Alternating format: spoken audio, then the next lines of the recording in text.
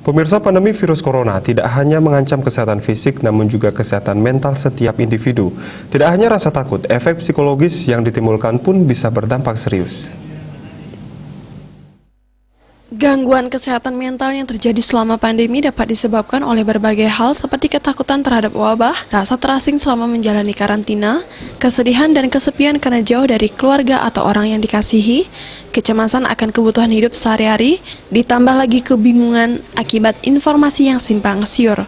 Hal-hal tersebut tidak hanya berdampak pada orang yang telah memiliki masalah kesehatan mental, seperti depresi atau gangguan kecemasan umum, namun juga dapat mempengaruhi orang yang sehat secara fisik dan mental. Spesialis kedokteran jiwa dan psikiatri, Ana Agung Eka Swastika menyatakan situasi pandemi ini banyak masyarakat yang mengeluhkan gangguan cemas, khawatir, dan sulit tidur.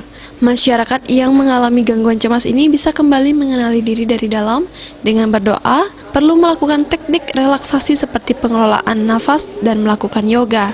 Rasa takut dan cemas memang normal dirasakan selama masa pandemi seperti ini. Itu juga banyak mengeluh tentang kesehatan, ya, di mana mereka banyak mengeluh keluhan cemas, khawatir, terus sulit tidur, terus juga keluhan-keluhan fisik yang banyak saya dapatkan. Misalnya banyak mengeluh keringat dingin, atau mungkin mengeluh di rasa ulu hati yang tidak nyaman, atau mungkin perut yang merasa tidak nyaman, atau mungkin sering mereka melakukan atau mungkin kencingnya lebih dari biasanya. Itu yang sering saya dapat. Namun cobalah untuk selalu berpikir positif dan bersyukur.